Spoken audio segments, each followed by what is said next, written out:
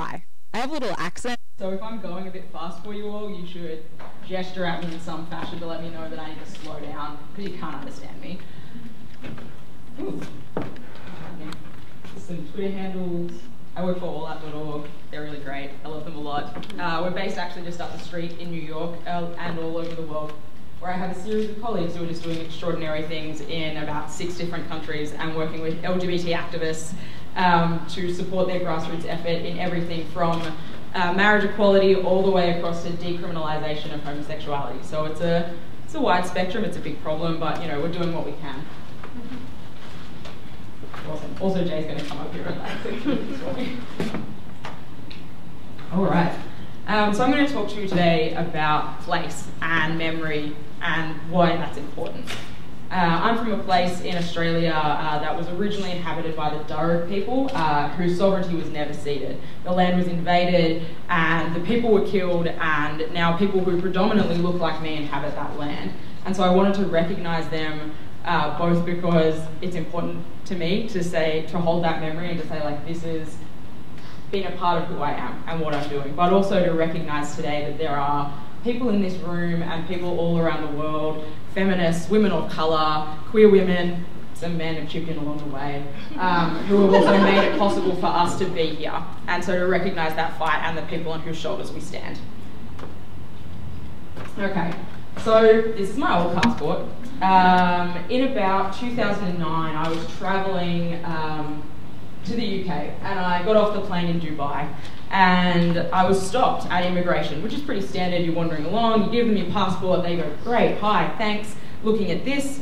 I'm sorry, sir, I think you have your sister's passport. Oh. Yeah. Less funny than they had machine guns. I was actually totally terrified. And I just stood there and I was like, this has happened before. I've gotten on a bus. Hi sir, here's a ticket. Cool, no worries, like it's not a problem. I look like this for a reason. The way that my gender is presented changes day to day based on basically how I feel and on who is looking at me. Because who is looking at you polices your gender for you. And so these men who were looking at my passport said, I'm sorry sir, this is your sister's passport. And I had to say, no it's not.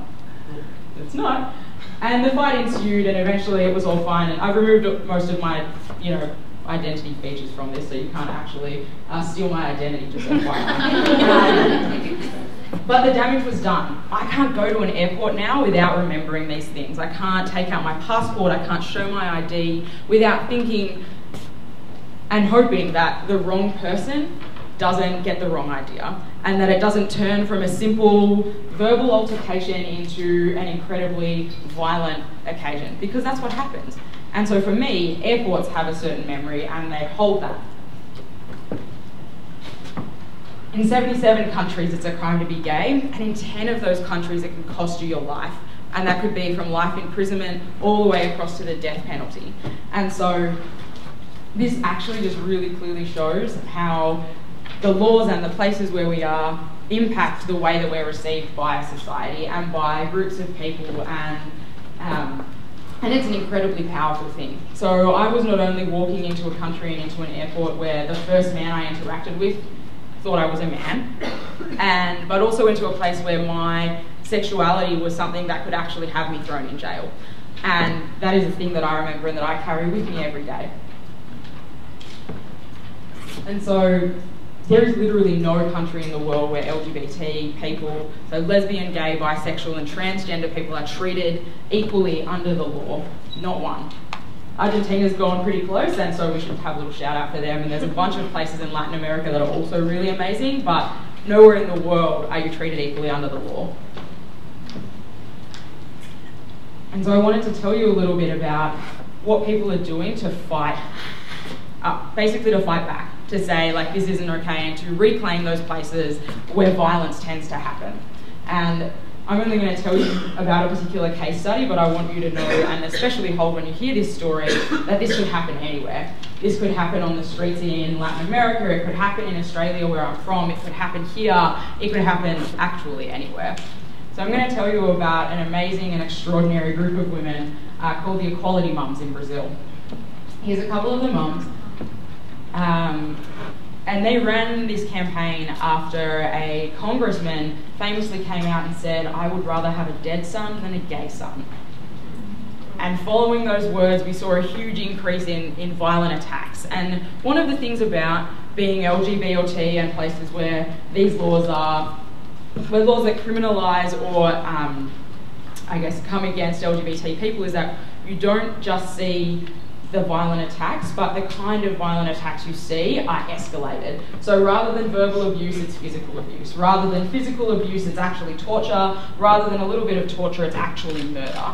And these things are deliberate, and they're designed to keep LGBT people at the bottom, to say, this is how we will police your gender, this is how we will police your sexuality, and don't you dare try and look different to how we think you will, or act different to how we think you should. And so the Equality Mums got together and they said, you know what? Your family values, Congressman, they are not our family values. Our family values are love. Love is our family value. And we're going to go back to the alleyways where our kids have been attacked. We're going to go back to the squares, back to the open streets, outside the gay bars, outside the straight bars, and we are going to paste up the faces of the women who love their children. Women who are saying, love is our family value. No, thank you, Congressman. I would rather have a gay son than no son at all. And so this is some of the first, I guess, images that they did. They went around all over the city of Rio in different places in Brazil and pasted up these amazing images of themselves and images of them with their kids, and some of them without their kids. And then it went from being this guerrilla-like art campaign into something that the city of Rio really got behind and decided that they wanted to create, to actually really foster this idea that love is a family value.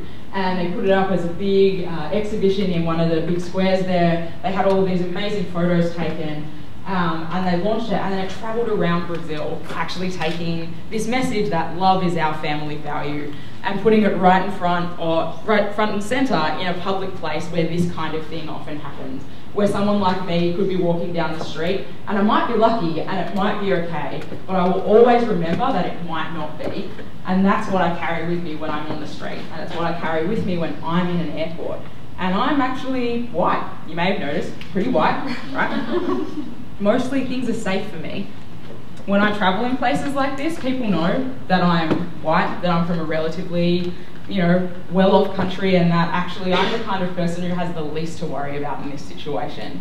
And so it was really amazing to see that not only were these mums coming out to stand against this kind of violence, but also the city was coming out to stand with them. And this is how we see that laws, regulation, and the little things can go from saying, we're going to have laws that criminalise discussing LGBT issues, like Russia's propaganda law, or that just criminalise being who you are, like the laws that we've seen that have come about in Uganda and Nigeria.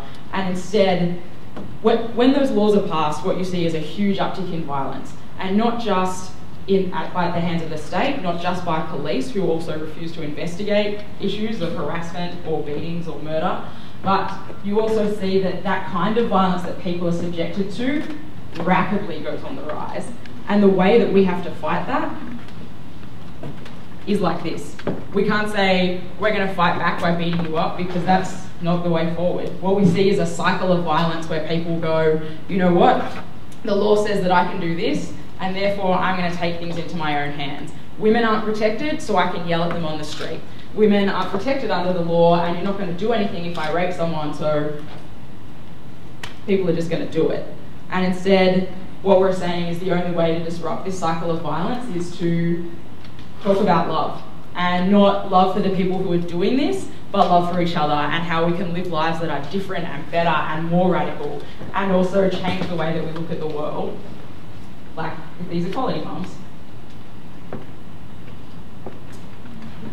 And so where there is like one person, there might be 1,000. And over the weekend, All Out hit a milestone.